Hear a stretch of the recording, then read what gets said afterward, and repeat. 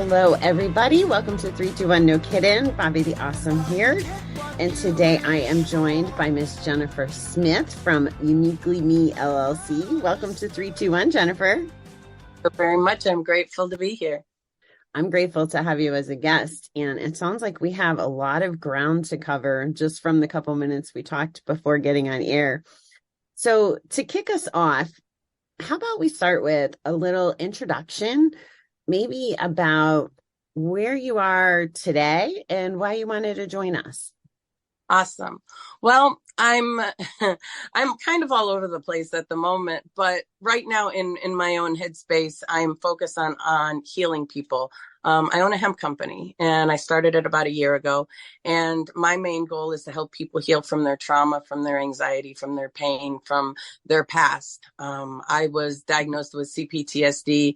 I have a rare disease. I deal with a lot of health issues. I've suffered a lot in my life. So suffering is something I'm very familiar with, and I don't like to see other people suffer. So I know there's a million people out there that say that they don't want to see suffering, but yet they inflict it on people every day because those people are still emotionally broken. So they go out and they tease people and they bully people and they judge people. So they're inflicting more pain on people. Well, I do my best to not do that because everybody out there is struggling and they're all fighting a battle that you have no idea about. So just try to be kind, be a little more gentle. We don't have to baby people, just a little bit of common understanding, a little bit of consciousness there. And my products are basically positive purpose products. So I don't make anything that makes you high or get you crazy. All of my products have a purpose. So if you have pain, it's going to get rid of your pain in 30 seconds. There's no toxins, no chemicals, no poisons. Pharmaceutical companies hate me. And that's okay. I got big shoulders. I can handle that. But I'm trying to heal people, alleviate, anxiety and depression, stress, because the two main problems in society today are either pain or anxiety. We're all suffering with something. And those two components make very mean and angry and frustrated people. So if you can remove the two problems, right, we can have a better society. So my goal is to remove those two things in a very organic, natural, and safe way so that people can still live their life and have a better quality of life. I love that purpose. Do you want to share with us, take us back, kind of what led to this? Like, you don't just wake up one morning and go, I want to change the world with anxiety and depression. There's probably some stuff behind there that's driven you there. Do you want to take us on that journey? Absolutely. Just so that anybody and everybody knows out there, what I'm going to tell you can be very triggering to people. It can reopen wounds and things like that. So I just want you to know beforehand that I'm going to take you on a journey that you may, question after. So just so you're all aware. I come from a long line of abuse. When I was a child, at the age of 2, I was molested by my father, to whom I called a sperm donor. And from that point on, it really didn't get much easier. I have an older sister. She's 2 years older than me. And we lived here in Pennsylvania growing up in the 80s. I was born in 1981. So it was a different time back then. Not many people really cared much about what was going on in kids' lives. They were partying, they were living it up. And that really wasn't talked about back then.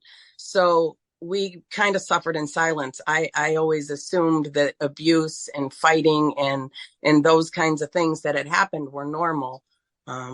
My mother didn't ever defend me. I had told her about it when I was younger, but she didn't really acknowledge the fact that it happened. I was crazy, bad things, But the problem being is she was being abused too. I used to watch him come home drunk on Jack Daniels and high on cocaine and beat her to a bloody pulp every night. And that was my reality. There was massive parties at my house. We had all kinds of questionable people, I guess you could say, there at all times. He was always selling drugs and doing really bad things. So that's just the way I grew up. It was emotional, physical, spiritual, sexual abuse up until I was, probably about 7 or 8 years old. My mother got the strength to finally leave him. And she remarried my stepdad. She got married and married my stepdad. So that was about age 7. We moved out to Wyoming, and we lived there in a tiny little town called Buffalo. I think the population was 1,000, which was really kind of weird. I had never seen a town so tiny, even though in the town I live in, I'm related to 90% of the people, and the other 10% I know. But it's still a lot more people.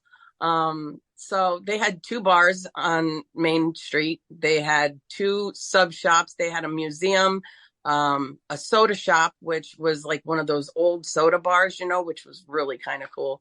But it was this tiny little town, and I'm thinking, oh my God, I came from a tiny town, and this one's even smaller. My world got about this big. It had maybe 400 kids in the entire district, and we all walked to school. Some rode horses to school, which was really kind of strange. People left for lunch like they were working. It was so weird. But we lived out there for a couple of years while Fred, the sperm donor, went through court and everything else because he had gone on and molested another little girl. She was 5. And then my mother decided, oh, well, maybe she wasn't lying. There was all kinds of legal processes and everything for years. And we lived in Wyoming while this was all going on. After they put him in prison, he went to prison for 14 and a half years. We moved back here to Pennsylvania. Well, that got really bad because I was in seventh grade when we moved back. So when I went to school, I was related to everybody. So everybody knew what was going on. It was all over in the papers. So everybody's parents knew what had happened. Every child knew what had happened. So when I went to school, I was tortured by the kids at school saying, oh, you love to have sex with your father. And, oh, like they bullied me, tortured me. I almost committed suicide twice. And I'm still here. So I didn't succeed, which I'm beyond grateful for. And so school didn't even get better. Then when I started to try to date people, the parents would torture me. Like it was bad. Growing up was really hard. So finally at about 16, 17 years old, I met my husband, to whom I'm married to still to this day. And I spent a lot of time with him, and he kind of kept me stable. And then when I turned 18, I moved out of my house and I moved in with him. And we got married. I was 18 years old. And it was really good at that point because I was able to get away from my family somewhat. But then my mother found out that my father got out of prison. He ended up in my driveway one day, which since he abused me, they were supposed to let me know that he was getting out of prison, which they didn't, which was kind of bad because he showed up in my driveway. And apparently my mother had been seeing him while he was still in prison, which was bad because I had no idea about any of this. And then, so he got out of prison and she divorced my stepdad and remarried the psycho. And then they moved to Florida. Yeah. At this point in time, while all of that was going on, I was fighting a battle that you couldn't see. It was opiates. When I was 20 years old, I had brain surgery and I had a rare disease or a rare congenital defect of my skull called an Arnold-Chiari malformation. Mine was a type 2. So what had happened was the hole in your skull where your brainstem comes through, mine was too small. So it was herniating my cerebellum. It was pinching off the flow of cerebral spinal fluid over my brain, and it was building up pressure. So they had to cut that hole larger and cut out my first vertebrae and build a shelf for my brain to sit on. So I have a scar about this long in the back of my head from the bottom of my neck to the top of my head. So at this point, it was a 12-and-a-half-hour surgery. And I was in so much pain, it was unbelievable. So they had put me on opiates. That's where my addiction started. So while I was dealing with all of the trauma from my family, they put me on opiates for pain. Now, I don't know if you understand. I'm sure you do. You're at a point in your life where you probably understand a lot more than most. But trauma will manifest as physical pain, stored trauma and emotions. So I was suffering pain, emotional pain, and it was manifesting as real pain, even though I had brain surgery. I was still having all this pain in my body. They diagnosed me with fibromyalgia. fibromyalgia is something that probably 5% of women on this planet have, and it's usually connected to either sexual abuse or abuse as a child. So that is something that most people don't know, that if you have fibromyalgia, that is trauma manifesting as real pain. Is it real? Yes, it's real. It's not psychosomatic. It is real, but you have to heal the trauma first.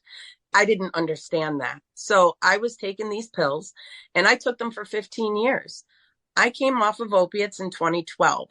I woke up one morning, and I can say this, and people think I'm crazy, but I can't say it any other way, because this is what happened. I woke up and I heard a voice, and the voice said to me, you got to stop taking these pills. And I thought, I don't think I took enough, because obviously I'm going a little loopy.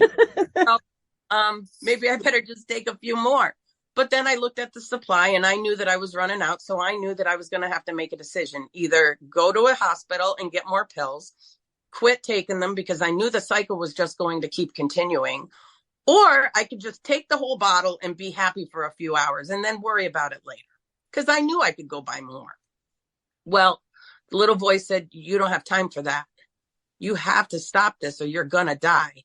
Now, I knew better because I was on fentanyl. I was taking 500 pills per month, okay? I was taking OxyContin 30s. I was taking morphine 50 milligrams. I was taking Dilaudid 2 milligrams every 4 hours. I was taking Opana, which is an extended release opiate. Morphine, actually, hydromorphone. Hydromorphone? No, not hydromorphone.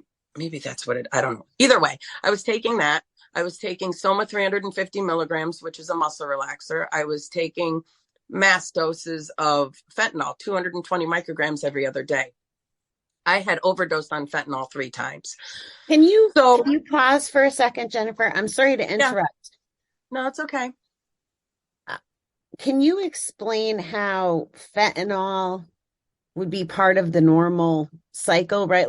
Like I think that most of us associate fentanyl with the bad thing that goes into like weed or as a substitute out on the streets, or a bad thing. So you're telling us that you were prescribed fentanyl intentionally. Absolutely. Can you expound on that just for a second? I didn't mean to interrupt your flow. No, that's okay. Yeah, fentanyl comes in a few different forms. You can get it in what they call Actique, and it's a pill, or not a pill, I'm sorry, a lollipop. Or you can get a patch form, which goes on your arm, kind of like a nicotine patch, okay? Or they can give it to you intravenously. So I'm not sure that there's a pill. I don't think so. But what they do with it is they crush it up and put it in pills. Like, they don't prescribe a pill. But in normal cases, if you have cancer or you are in stage of life and you are in a massive amount of pain, that's the highest dose of anything that they can give you. It is literally 1,000 times stronger than morphine. 220 micrograms is a massive dose. A half a grain, the size of a piece of rice, will kill you. 0.2 micrograms, not even milligrams. We're talking micrograms. You need a microscope to see the amount of fentanyl that will kill you. And they had me on enough to kill an army of men. And I was still functioning.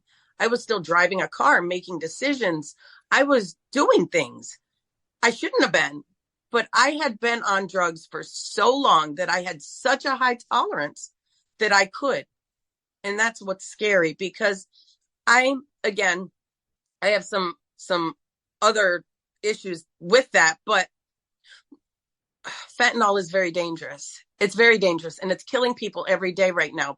They're still prescribing it, but the problem being is there's mass doses of it coming over from China, coming in from Mexico, from wherever, and the government allows it because they're not stopping it.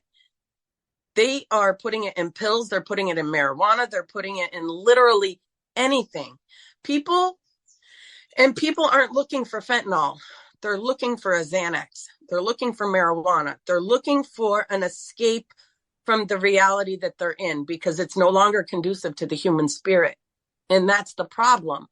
So, they started me out on something that should have been 2-3 weeks of pain pills, and they should have cut me off, but they didn't.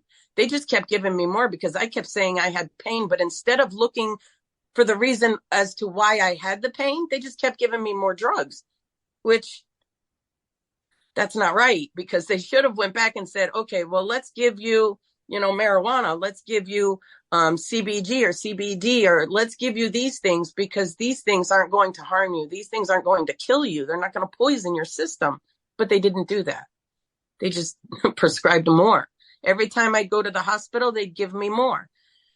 And I don't think they're doing that as often now, but like, they killed a lot of people for a lot of money for no reason. Now it's the opposite, from my understanding, and experience, actually. Now you can't get pain stuff. Like, it's so swung the other way. They're still not looking to figure out what's causing it per se. But the folks that need it, like I ran into a family member that may have to stop working because they took away her prescription that kept her functioning to deal with the pain, like just crazy stuff. And it's like, oh, so you want the people who maybe aren't abusing it to go on the streets? And anyway, I can go on about that. But anyway, you woke up, you had this voice, you're on all this medication. Please continue. So then I thought, well, maybe the meds are making me hear things. I'm going crazy. Maybe I better check in somewhere, is my first thought process. And then I thought, you know what? No, I don't think so. Because I don't think a crazy voice would tell me to do something that might be a good idea. So then I said, okay, little voice, what the fuck are we going to do now? I have about 3 hours left of pills. So it's going to either be a really good 3 hours, or, we're going to dump them and we're going to start suffering right now. The little voice said to me, look, you don't have to suffer. You know how to fix this. You're not dumb. But do you really want to do this time and time again? We've done this for years now. Do we really want to continue? I'm like, no. I'm like, but I can go and buy more. Yeah, but you have too much to do and you don't have time. You're going to be dead and you have a purpose. So you need to get moving. And I'm like, shit, now it made me responsible. That's not even fair. You told me that I have shit to do. Okay, then. And I just trusted that little voice. So what I did was I called the doctor and I said, I'm not going to take these pills anymore. And they're like, you can't stop. I said, watch me. I went and I filled my last prescription.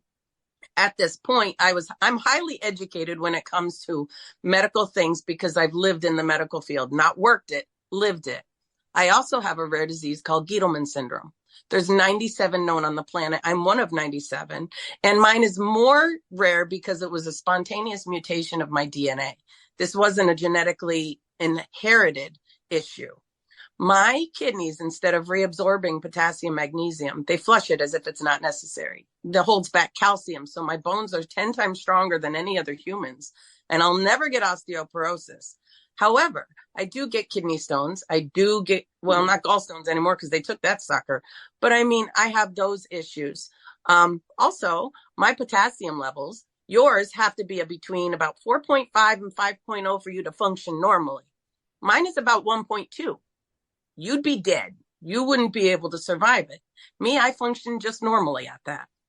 So for years, the doctors tried to, figure out what was wrong with me and everything else. And they just threw pills at me, and they couldn't figure out as to why I was dealing with what I was dealing with, because there was only 97 people that they had actually seen with this disease. So I ended up suffering for years with tests and all kinds of pokes and prods and meds and doctors, and you name it, I was there. I've been to every hospital that was research hospitals. I spent most of my time in Hershey because they've done studies on me for years. I'm in medical books, and it's just crazy. It's absolutely insane. So anyway, I'm educated when it comes to medications. So I knew that if I weaned myself off, I knew where I had to start and where I had to end up.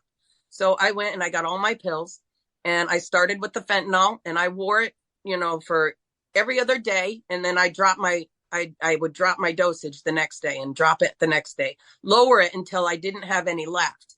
But I only used it for like probably 2 weeks. And then I went to the morphine. I threw the fentanyl away. I went to the morphine, dropped that down to the oxy, then dropped that down until I ended up all the way down at my somas and my Valium. I used to take Valium, 10 milligrams. So I'd cut them in half, and then I'd cut them in quarters until I had nothing left. And I have one Percocet left, and it's in a bottle. somewhere, but I have one left because of the simple fact being is I wanted proof that no longer does it control me. They can't tell me that I'm an addict because I have that pill. And if I didn't have that pill, then I would be an addict because then that pill has more control over me than I have over it. And that's not the way it is. I control it. It doesn't control me. So they can't tell me that addicts can't be cured because they can. It just, you have to heal the trauma. You have to understand that no matter what that trauma is, you have to heal it. And it's the only way out. The only way out is through. And my products help people do that. I know you said your sister's suffering with pain. Well, my products, within 30 seconds of putting that on, she won't have pain. And I know that because I went through all those opiates and I know what they do to your system. I know how it creates more pain. When you're taking an opiate, you have receptors in your brain and it fills all the receptors. And once those receptors are full, your brain wants more. So it'll create more receptors and create more pain when you don't even have pain. So you'll feel more receptors. That's part of the addiction. So when we stop that process and we pull that back and we get rid of the opiates and we fix the pain, fix the trauma, we can heal it. I know we can because I did it for myself. So if I can do it, you can do it. You're no different than I am. I have a few really weird and crazy diseases you don't have, so it's much easier. But my point being is I can help you because you're a human just like I am. Well, let's not go that far. I'm a unicorn, but I mean, you know, in a human body. So I guess technically I'm still human, but my, I love it. they don't harm. They're not going to hurt you in any way, shape or form. And that's what makes it so important because doctors, and I know they start in a wonderful place. They do, but that Hippocratic oath doesn't follow through anymore because they're throwing pills at people faster than you can shake a stick at it. And there are more, oh my God, more side effects. And people are like, give them to me. What the fuck? Your kidneys could shut down. You could poop blood for a week and your kidney can fall out. And you're like, give me more. Like, I don't Yeah. understand. Like, I mean, I understand because I used to do the same thing. But once you look at that and you see what damage it does to your system, and I can sell you a tin of lotion that's going to last you over 60 days and you won't have any pain. I would rather do that and know that you're going to be safe because if you ate it, it tastes like shit. It tastes like absolute shit, but it works and it's not going to hurt you. It's not going to hurt your pets. It's not going to hurt your kids. Isn't that where we should be? Isn't that what we should be doing? Helping each other so that we're not suffering so much. I want to heal the world. And that's what I wanted to do because it hurt me so bad. The world hurt me. Many people hurt me. My mother, my father, my sister, my whole entire family, which I have cut out completely, which I haven't talked to in over 13 years because of the simple fact that they were toxic. And you have toxic people around you, you're going to be toxic. I learned something a long time ago that you are the sum of the people that you hang out with. You are the total sum. So if you spend time with toxic people, you're going to be toxic to everybody around you. If you spend time with positive, uplifting people, you are going to be a blessing to everybody you come in contact with. I want to be a blessing. I don't want to infect people. I want to affect people in a very positive way and make their lives much better because they deserve it. Not because I want to make money. I do. We all do. But I want to do it with a positive purpose. I want to make a difference because it made a difference to me. If I can get my life back, there's no reason why anybody else can't have theirs. I've suffered a lot. I've dealt with a lot of trauma. I've done a lot of work on myself and I've done a lot of work on my mental capacity to be able to help others. If I didn't go through what I went through, I would never be the person I am today. And I love the person I am today. I'm grateful for that little voice that saved my ass. And not for nothing, but coming off of all those drugs was one of the hardest things I've ever had to do. And I did it by myself. I didn't go to rehab. I didn't go to therapy. I still don't have a therapist. I probably should at this point, but and I think it comes from being so young and having to raise myself and take care of myself. I learned how to fix myself. But by me being able to fix me, I'm able to help others fix them. So it's a blessing. I'm a very mentally tough person, and I have to be, considering the fact. But I wait a lot too. That's another thing most people don't understand. There's a weight issue here in the United States, and it's because of all the chemicals that we're eating, that we're putting in our systems, the pills that we're taking. It packs weight on. But not only that, trauma will cause you to gain weight. So guess what? If you can't lose the weight here, it's because you can't lose the weight here. Once you clear this, the rest of it falls off. I agree with you 1,000,000%. I got to ask you some questions though, because there's a gap I need filled, please. Sure. So you wean yourself off, which is freaking incredible. Like I love that you shared that. It, it's added something new in my arsenal as well. To feel that because I have never had to go through alcohol or drug withdrawal. I It's understand how dangerous it is, it but is.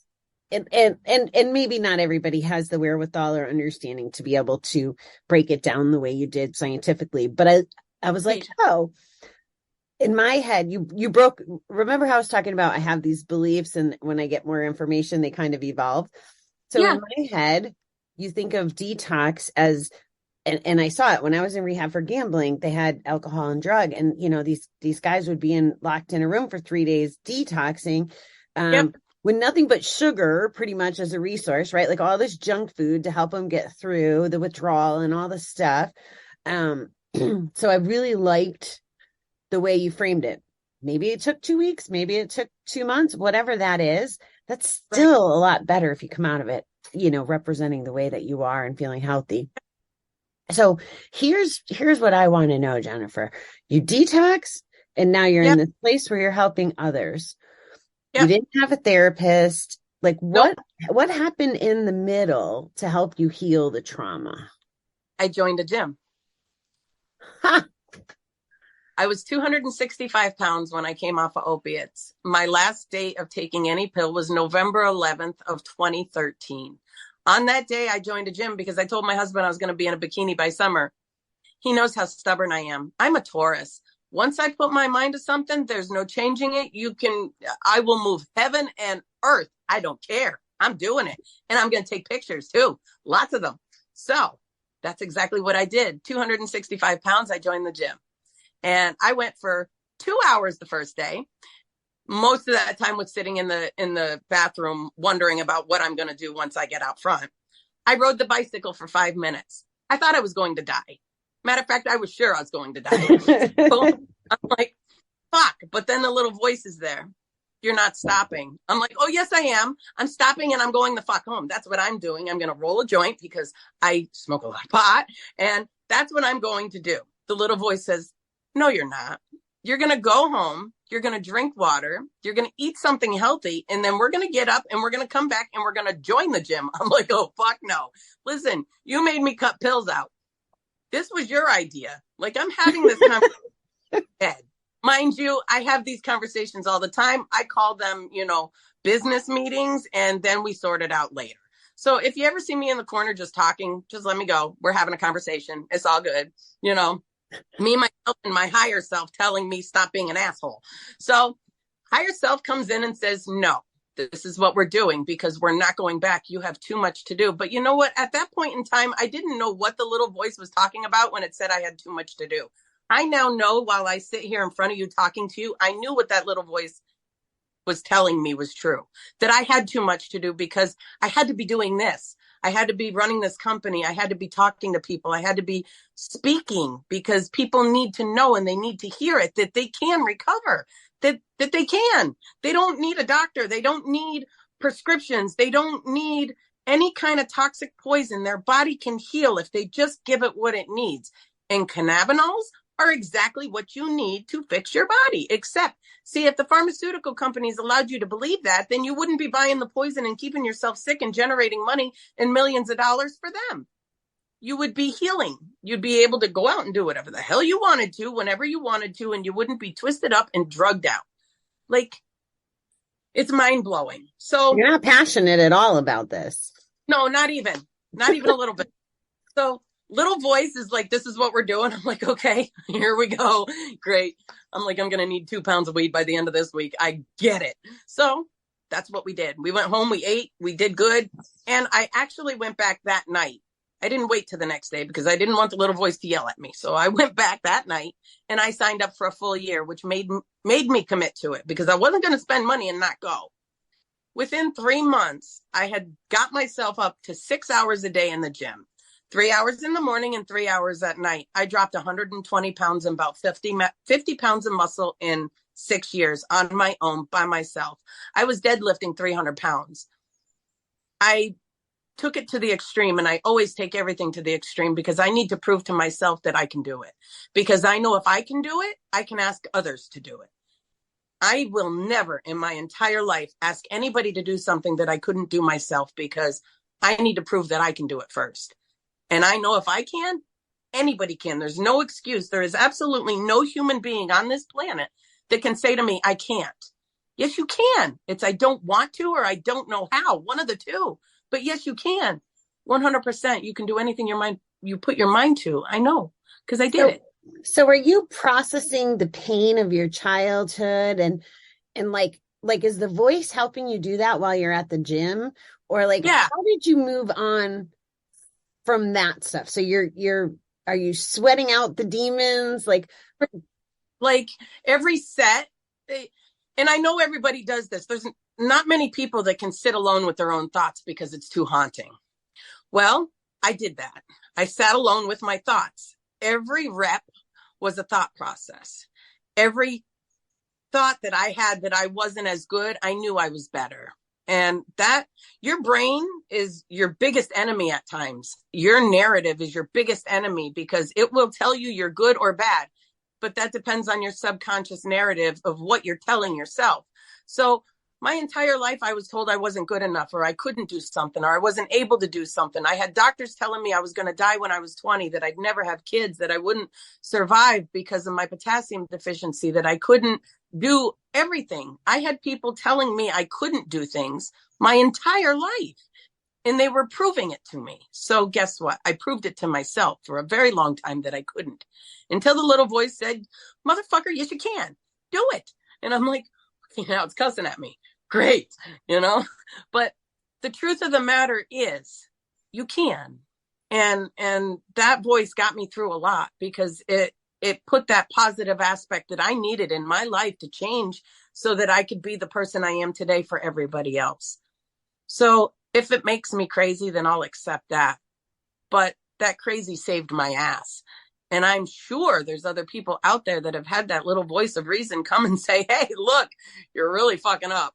You really need to change some things, because if not, you're not going to survive it. And I knew I had a purpose. I've known this from the time I was a little kid. I'm an empath. I'm not sure if you're familiar with, or if your audience is familiar with, but I'm an empath. I'm Heyoika empath at that. I see things, feel things, hear things long before they happen. I know when earthquakes are going to happen. I know when volcanoes are going to happen. I know a room. I can read it just by the energy in that room. Energy is my first language. I know it better than anything else. So when I'm interacting with people, I can usually tell or understand or feel what they've gone through long before they even open their mouth.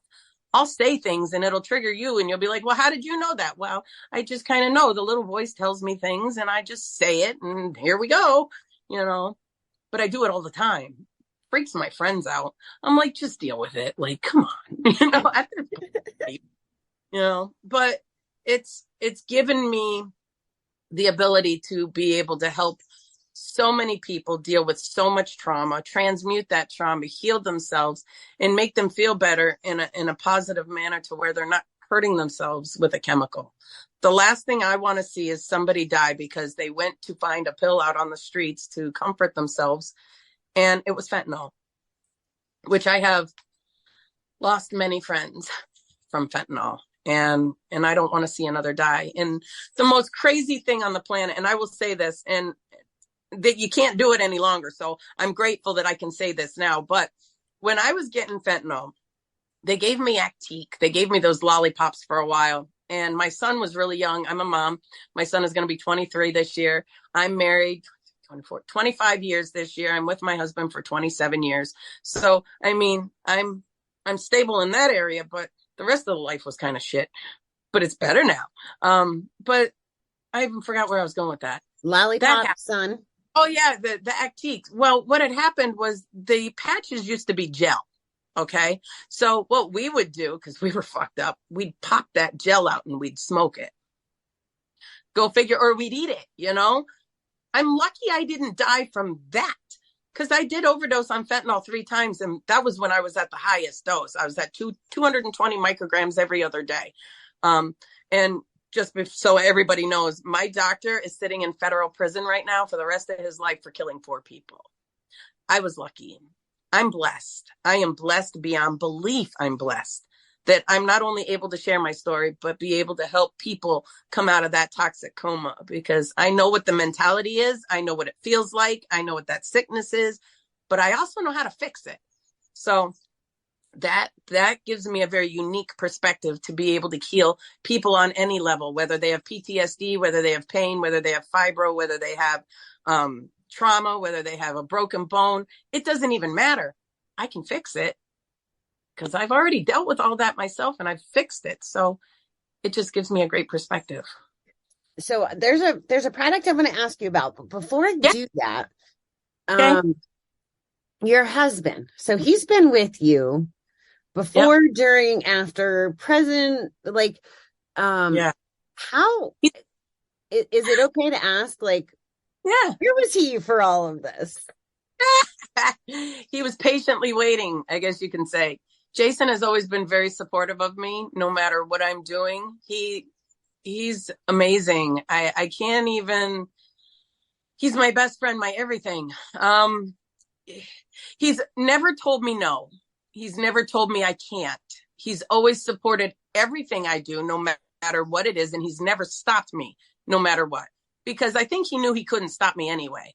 But he also knew that by trying to tell me to stop taking pills or whatever else, that I would have continued anyway. So Jason has never controlled me, ever. So I think by allowing me to just be me, to allow me to process without pushing me or forcing me or anything, just by loving me no matter what, it really made a difference in my entire life. So I'm grateful for that. And he's still here and we're still kicking. Have we had problems? Of course. Every relationship does. Are we perfect? Absolutely not. But we fight for each other. We still love each other.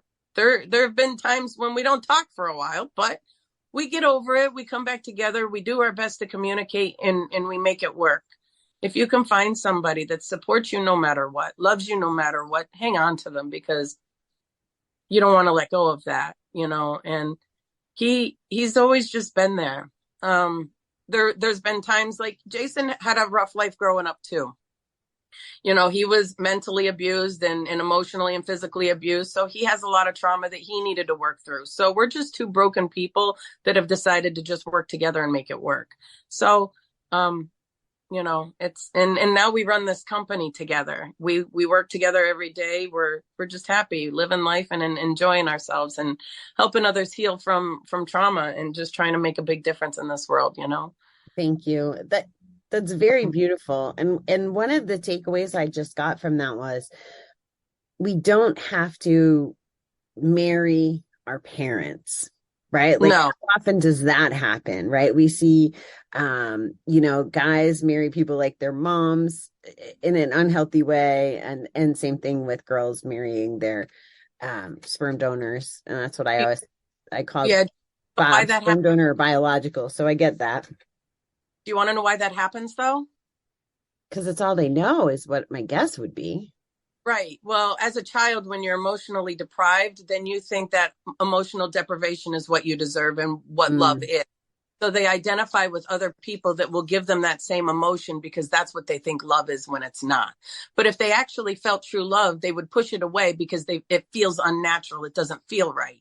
So they have to change their thought process. So if their father emotionally abused them, that's what they're going to look for, because they feel that that's what love is when it's really not. Until they get older and realize that that's really not what love is. And they figure it out. Some do, some don't. And that's why most people stay in that cycle of abuse, because they jump from one abuser to the next and learn abuse after abuse after abuse. And they feel that that's all they understand. And that's why, that's what they identify with. So that's what they will continue to seek out. When you are able to heal your trauma and change your vibration and thought process, chaos will no longer feel like love, and it won't be bad, and love won't feel boring any longer. So you got to stop craving the chaos. So you have to heal the trauma. But most people don't understand that. They think they're not traumatized. But it everything is trauma. When people yell at you and tease you and judge you, that's trauma, no matter how little. When your buddy says, oh, your hair looks like shit today and it's whatever, and your outfit doesn't match, or that's abuse. That's still trauma because it's hurting person. It's hurting self. And unless you can stand up and say, yeah, well, I'm glad I don't value your opinion anyway. When you stop and you put that wall up and you can protect yourself, which most people can't because they're so wounded, then things will get better after. But until you can reach that point, or until somebody can explain it that you can actually understand it and identify, you stay stuck in that pattern of cycles of just abuse. And that's, again, I'm trying to break that because I don't want people going to the streets any longer. I don't want them seeking that escape from the reality that they can't live in. I want the reality that they're living in to be just as good. I want it to be better than the escape because I want them to search for a product that's going to heal their system, not hurt their system or possibly kill them. I mean, that is one thing that, and most people don't understand. Well, why did they go after the pills? Well, why did they do this? Or why did they do that? Or what didn't I teach them? It may not even have had anything to do with the parents. It might have. In most cases, it is because the parents are damaged from their childhood. So they damage their children and so on and so on. It's a cycle. So you have to be the cycle breaker. You have to heal yourself and heal your trauma so you no longer hurt the next generation. Parents have done that for years. So now we have to cycle break that. But you can't do it with ADHD medication, and you can't do it with pills, and you can't do it with all kinds of drinks and alcohol and things like that. You can't heal like that. Your body needs cannabinoids. And I know people are, oh yeah, here you go, sales pitch. No, I don't care if you buy my products. I don't care if you ever spend any money on my products. Don't care. Just get yourself these things because it'll heal your body. It'll make you feel better. I would rather you have the knowledge and you go buy whatever you want, spend your money wherever you want to. I don't care. But the knowledge is this. CBG heals your nervous system. CBD reduces inflammation. If you have cancer, you want CBG because CBG is the only one that kills cancer and shrinks tumors. It's the only one that proliferates more brain cells and new synapses in your brain. The only one that does that. So if you have Parkinson's or dementia or whatever, you want CBG to heal your mind. People don't have that information and they need it. Do I make it? Yeah, I make all those products. And I know what I put in them because I'm the manufacturer. I don't know what everybody else is putting in their stuff. I don't have any clue. But I do know that these things do work. They help because I take them every day and I feel amazing. I've also done other things too, though. People need to understand that there is very massive amounts of holistic healing in mushrooms, in DMT, and those kinds of things too, which they're starting to study now. I've used a lot of mushrooms in my life. People probably don't want to know that either, but you know what? That heals PTSD, CPTSD. It heals depression. It heals anxiety. Those things in small doses, micro doses. You don't have to go and trip your face off, but you know what I mean? Some people want to do that, and that's okay too. Great. Party. Invite me. But regardless of all of that, those microdoses are very good for your brain. It helps heal it. It helps you work through that process that some people just can't work through on their own. And it happens in a very short amount of time. And it allows you to free yourself from the prison that you're in. That's one thing that people need to understand. You might not have the key to unlock your prison, but somebody else does. So I want to be that key to unlock someone's prison to let them out because nobody deserves to be up here for the rest of their life. You want to be out here living in the present moment.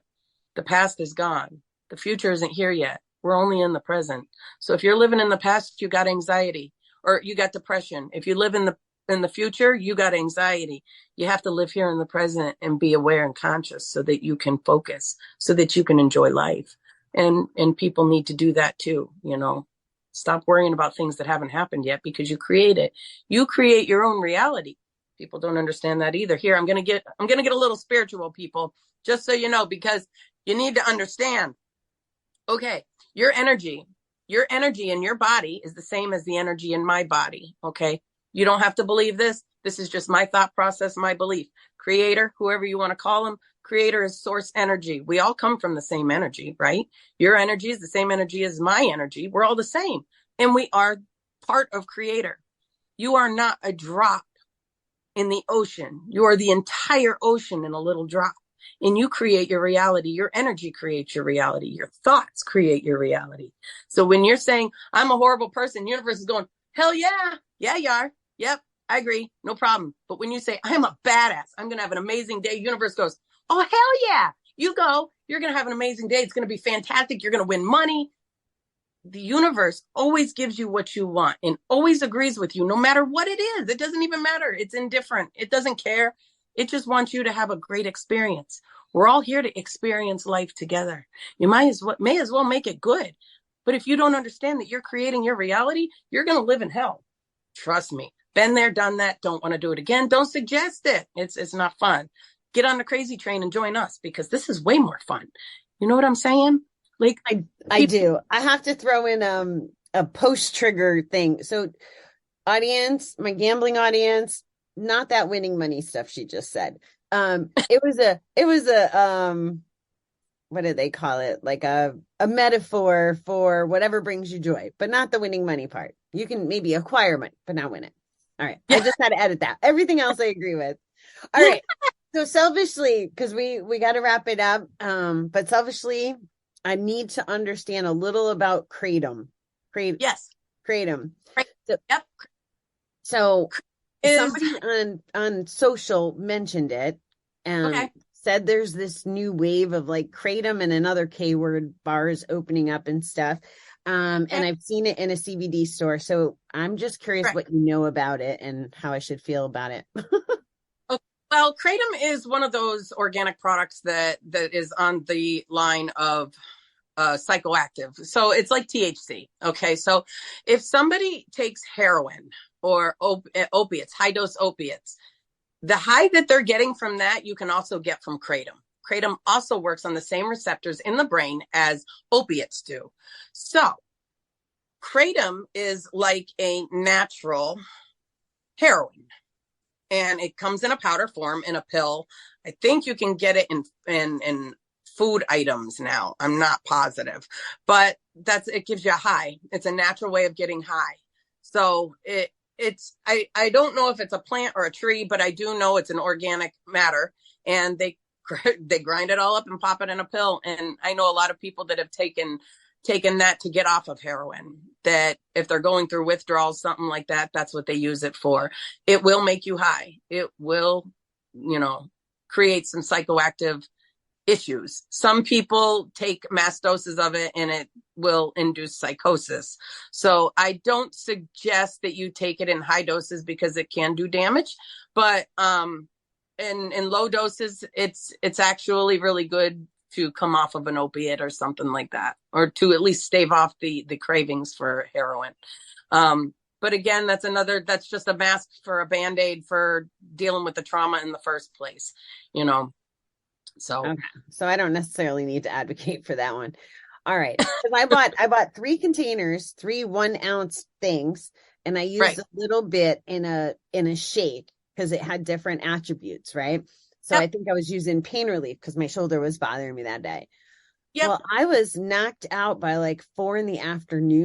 and I'm like, that's not good for productivity. I can't be trying this. It's going to wipe me out.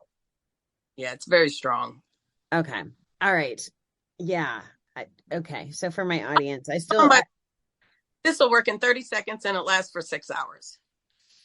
So Jennifer, where can people find you? They can find me at uniquelymellc.com. That's my website. Or they can find me on Facebook. I'll get my card here. Here's my card.